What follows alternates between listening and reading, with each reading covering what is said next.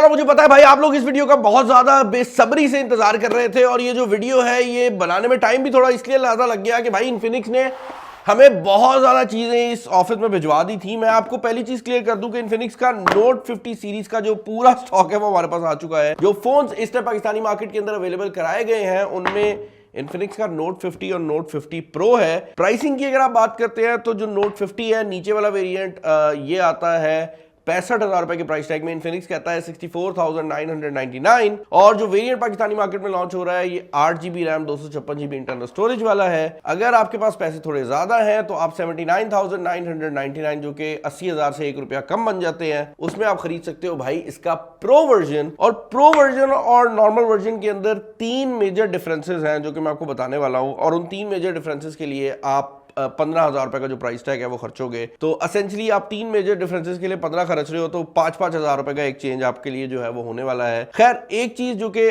Note 50 pro के अंदर आपको देखने को मिल जाती है वो ये है कि यहाँ पर जो रैम है वो 12GB रैम और 256GB इंटरनल स्टोरेज है। इसके ऊपर भी हम बात करेंगे कि परफॉर्मेंस में कितना ज्यादा डिफरेंस डालता है। मैं मोबाइल फोन्स को यहाँ पर अनबॉक्स करने से पहले ये बात क्लियर कर दूं कि अगर आप इन्फिनिक्स के इस फोन को अभी जाकर एक्सपार्ट से प्री ऑर्डर करते हैं तो कुछ इनिशियल यूजर्स को ये वॉच 1 जो है ये इसके साथ देखने को मिल जाएगी। लेकिन मजेदार बात यह है कि जितने भी यूजर इन फोन्स को इस टाइम ऑर्डर कर रहे हैं उन सबको इन्फिनिक्स का मैक पावर देखने को मिलने वाला है। ये वीडियो मैं जब पोस्ट कर रहा हूं तो मैं उस टाइम की बात कर रहा हूं। इन्फिनिक्स के केस में अक्सर ऐसे होता है कि वो कुछ गिफ्ट्स और गुडीज देते हैं जो कि शुरू के जो इनिशियल यूजर्स होते हैं उनके लिए ही होती है। बाद में मुझे आके कंप्लेन कर रहे होते हैं कि भाई हमें नहीं मिली, तो आप चेक कर सकते हैं। बट अभी के लिए जो मार्केट में स्टॉक अवेलेबल है उन सबके साथ मैक पावर गया हुआ है। दुकानदार आपको देता है या नहीं देता वो आपने खुद देखना है। खैर यहाँ पर जो फोन्स है वो हमारे पास मौजूद है। मैं दोनों को अनबॉक्स कर लेता हूँ। दोनों फोन्स काफी सिमिलर हैं तो हम अनबॉक्सिंग कर लेते हैं और उसके बाद मैं आपको जो नोट 50 प्रो है उसके रिलेटेड ही बता दूंगा। खैर अनबॉक्सिंग एक्सपीरियंस के अंदर सबसे पहले तो आपको ये केस देखने को मिल जाता है जिसके अंदर आपको ये मैग्नेटिक एरिया देखने को मिल रहा है। एसेंशली जो इसका मैक पावर वाला पावर बैंक है वो इसके बैक साइड पर मैग्नेटिकली लगेगा। यहाँ पर कुछ पेपर वर्क होने वाला है जो कि यहाँ पर हमारे इस फोन में मौजूद नहीं है। एक सिम इंजेक्शन पिन देखने को मिल जाती है।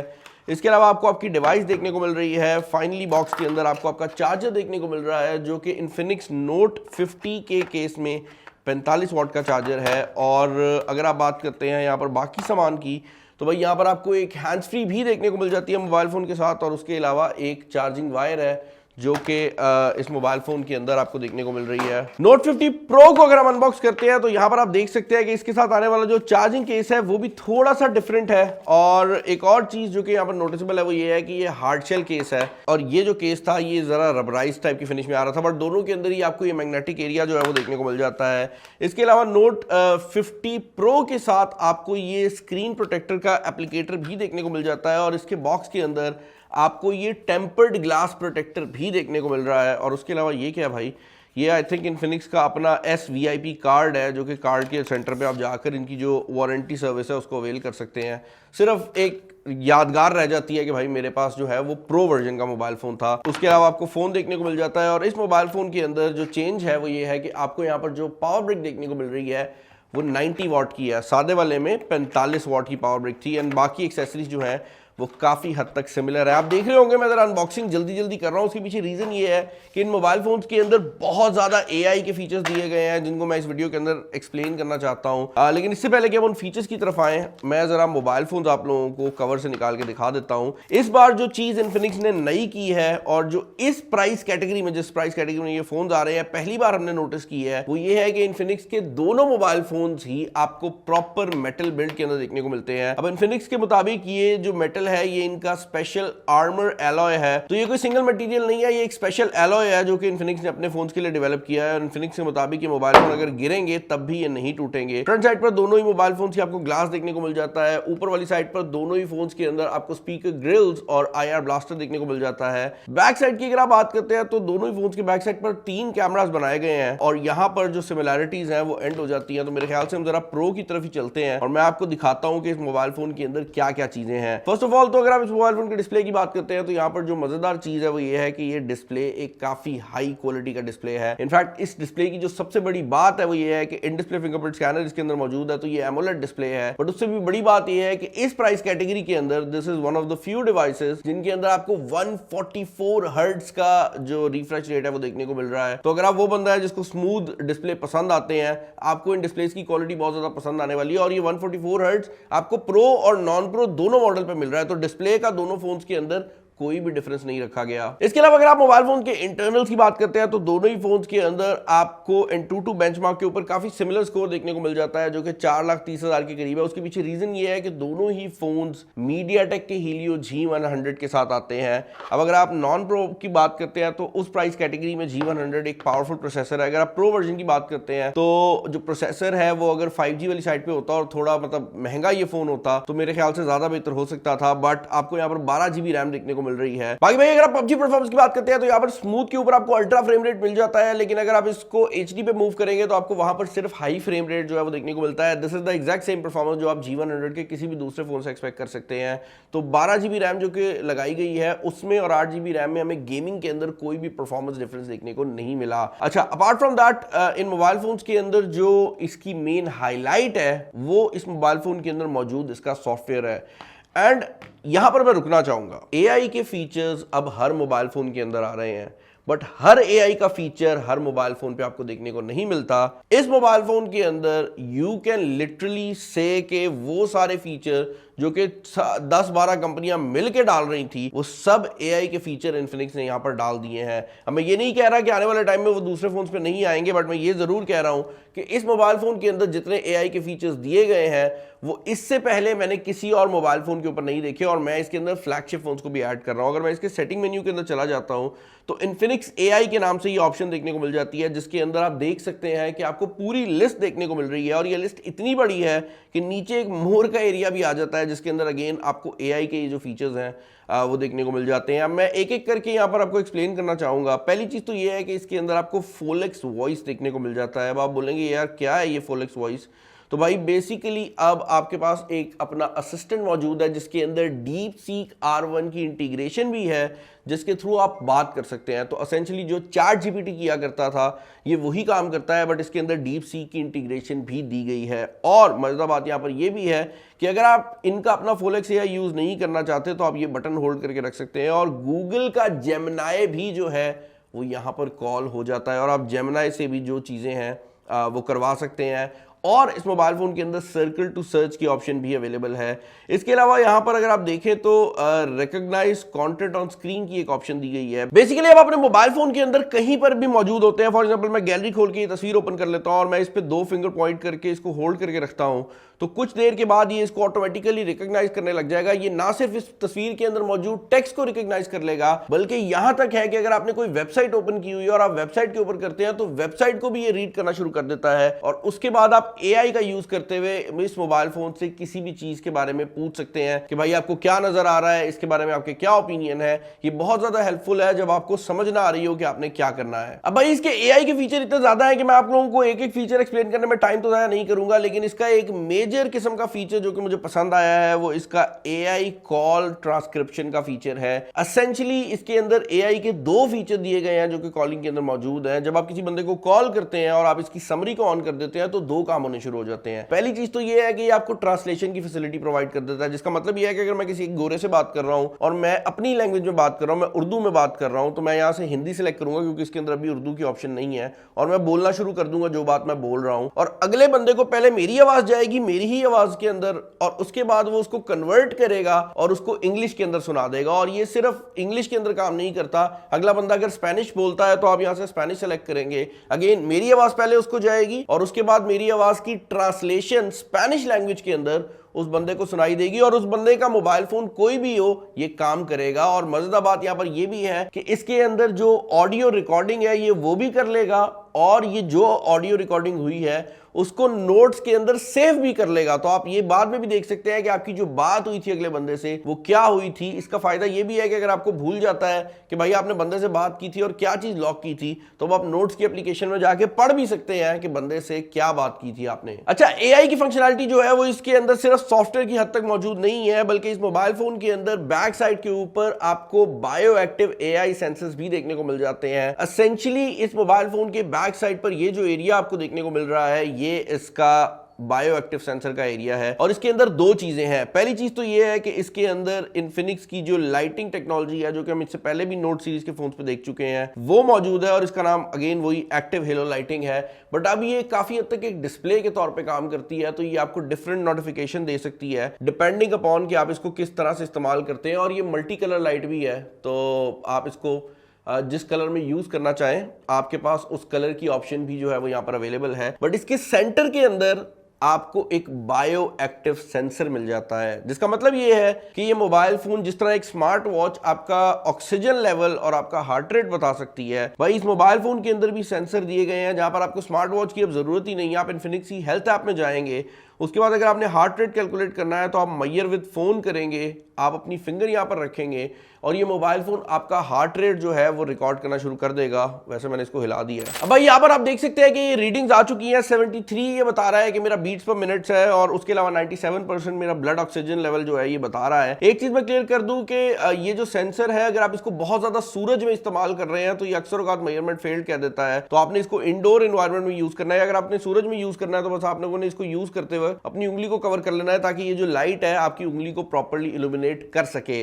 दूसरी चीज जो कि इसके सेंसर के बारे में बताना चाहूंगा वो ये है भाई कि ये सेंसर आपका पहला डिफरेंस है जो कि प्रो और नॉन प्रो को सेपरेट करता है। इस सेंसर को सिर्फ और सिर्फ प्रो वेरिएंट के अंदर डाला गया है, तो अगर आप नॉन प्रो वेरिएंट लेते हैं डिजाइन सिमिलर है बट इसके अंदर ये बायो एक्टिव सेंसर जो है मौजूद नहीं है। इन मोबाइल फोन्स के अंदर मौजूद कैमरास की अगर आप बात करते हैं तो दोनों मोबाइल फोन्स का जो मेन कैमरा है वो 50 मेगापिक्सल का ऑप्टिकल इमेज स्टेबलाइजेशन वाला कैमरा है और दोनों ही मोबाइल फोन्स के अंदर क्योंकि प्रोसेसर भी सेम लगाया गया है तो मेन बैक कैमरा की जो क्वालिटी है वो दोनों ही फोन्स के ऊपर एग्जैक्टली सेम होने वाली है। जहां पर डिफरेंस आएगा वो वहां पर है कि इस मोबाइल फोन के अंदर आपको अल्ट्रा वाइड एंगल कैमरा मिल जाता है जो कि प्रो वेरिएंट है 8 मेगापिक्सल का। ऑन दी अदर हैंड जो नॉर्मल वेरिएंट है उसमें सिर्फ और सिर्फ आपको मैक्रो और दूसरा एक सेंसर मिलता है। तो एसेंशियली जो नॉर्मल वेरिएंट है उसके अंदर आपको ना तो कोई जूम कैमरा मिल रहा है और ना ही आपको अल्ट्रा वाइड एंगल मिल रहा है, आपको सिर्फ और सिर्फ आपका मेन कैमरा मिल रहा है, बट वो सिमिलर ही है। अच्छा, इसके अलावा जो कैमरा का डिफरेंस है वो फ्रंट साइड पर भी आ जाता है, जहां पर दोनों ही मोबाइल फोन्स के अंदर आपको फ्रंट कैमरा में सिंगल कैमरा मिलता है, बट जो नॉन प्रो वर्जन है उसमें 13 मेगापिक्सल है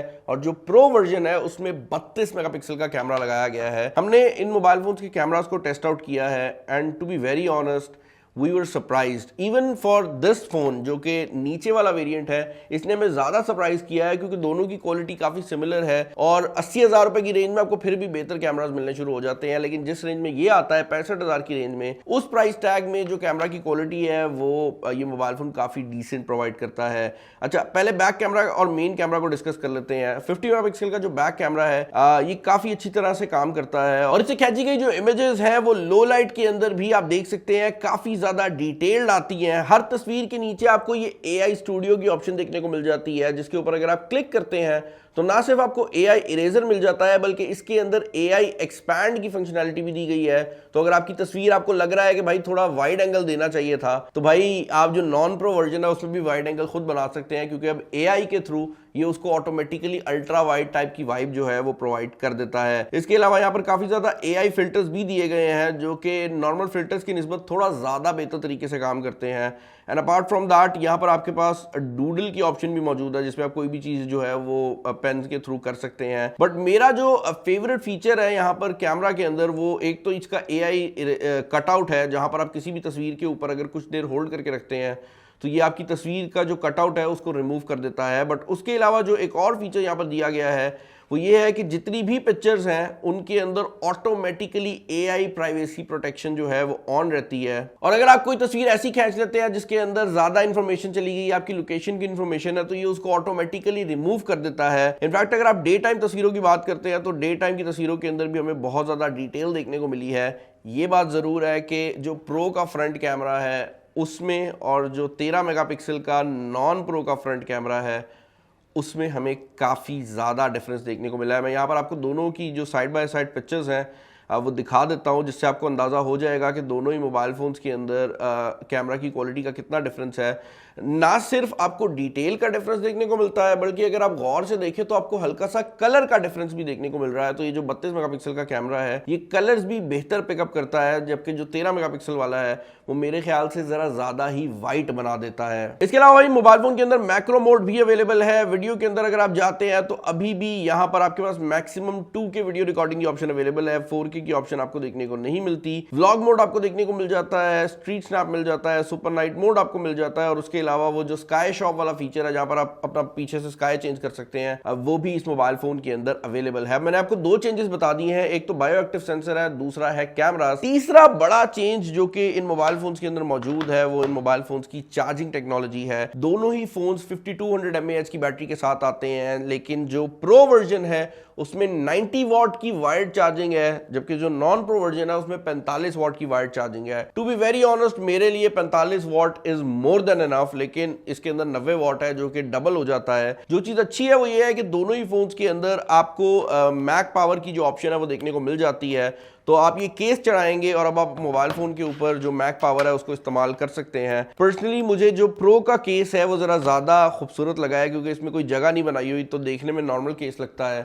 लेकिन आप ये जो मैक पावर वाला चार्जर है इसको दोनों ही फोन्स के ऊपर इस्तेमाल कर सकते हैं, और इसकी जो क्वालिटी है वो भी पहले की निस्बत काफ़ी बेहतर है। ये प्रॉपर मेटल बिल्ड के अंदर आता है, और मैं इसको यहाँ पर लगा देता हूँ और ये असेंशली मोबाइल फ़ोन को जो है वो चार्ज करना शुरू कर देगा। दोनों ही फोन्स 30 वॉट की वायरलेस चार्जिंग सपोर्ट करते हैं, जो कि बड़ी बात है, और दोनों ही फोन्स के अंदर रिवर्स वायरलेस चार्जिंग की फैसिलिटी भी दी गई है, जिसका मतलब ये है कि आप दोनों ही फोन्स के थ्रू कोई अगर आपके पास दूसरी डिवाइस है तो उसको रिवर्स वायरलेस चार्ज भी कर सकते हैं। तो भाई जब आप मोबाइल फोन को चार्जिंग में लगाएंगे ये इस तरह की कुछ लुक प्रोवाइड करता है। पर्सनली जब मैंने इसको यूज करना शुरू किया है तो जो नॉन प्रो वर्जन है उसके ऊपर अलाइनमेंट मुझे ज्यादा बेहतर लगी है, मतलब फौरन लगाते ही जो है वो ऑन हो जाता है, जबकि नॉन प्रो वर्जन के अंदर कभी कभार हल्का सा पावर बैंक को ना आपको थोड़ा सा नीचे मूव करना पड़ता है चार्जिंग शुरू करने के लिए, बट एक बार वो चार्जिंग शुरू हो जाए तो मसला नहीं आता। बट जिस चीज ने मुझे सरप्राइज किया वो ये है कि वायरलेस चार्जिंग के अंदर ना सिर्फ आपको मैग्नेट्स देखने को मिल रहे हैं, बट उसके अलावा यहाँ पर ब्लूटूथ के थ्रू आपको बैटरी परसेंटेज भी पता लग रही है कि जो पावर बैंक पीछे आपने लगाया हुआ है वो कितना चार्ज है, और ये इसका प्रॉपर आइकन भी शो करता है। तो ये वाली जो कनेक्टिविटी है मुझे काफी ज्यादा इंटरेस्टिंग लगी है। और दूसरा आप देख सकते हैं जब चार्जिंग हो रही होती है तो ये जो हेलो लाइटिंग है ये किस तरह का परफॉर्म करती है। अच्छा, अपार्ट फ्रॉम दैट इस मोबाइल फोन के अंदर आपको जो है वो रिवर्स वायर्ड चार्जिंग भी मिल जाती है, और रिवर्स वायरलेस चार्जिंग जैसे मैंने बताया वो भी अवेलेबल है। अपार्ट फ्रॉम दैट अगर आप सिम स्लॉट की बात करते हैं तो उसको भी हम जरा चेकआउट कर लेते हैं। इस मोबाइल फोन के अंदर जो सिम स्लॉट लगाई गई है भाई वो एक नॉर्मल जो ड्यूल सिम स्लॉट है वो है। इसके अंदर मेमोरी कार्ड की ऑप्शन आपको देखने को नहीं मिलती। एक और चीज जो कि मैं ऐड करना चाहूंगा वो ये है कि दोनों ही mobile phones IP64 water resistance के साथ आते हैं, जिसका मतलब ये है कि एसेंशियली आप दोनों ही मोबाइल फोन्स को हल्के फुल्के पानी के अंदर यूज कर सकते हैं, कोई खास मसला नहीं आने वाला। दूसरी सिम स्लॉट भी हम चेक कर लेते हैं। बाकी भाई दोनों मोबाइल फोन के अंदर सिम स्लॉट सेम दी गई है। इसमें तो हमने सिम कार्ड भी डाला हुआ है क्योंकि इसके हम कॉलिंग के जो फीचर्स हैं वो टेस्ट आउट कर रहे थे। स्पीकर सिस्टम की अगर आप बात करते हैं तो दोनों ही मोबाइल फोन्स के अंदर आपको ड्यूल स्पीकर सिस्टम देखने को मिल जाते हैं। मैं यहाँ पर प्ले भी करता हूँ, जोड़ देता है।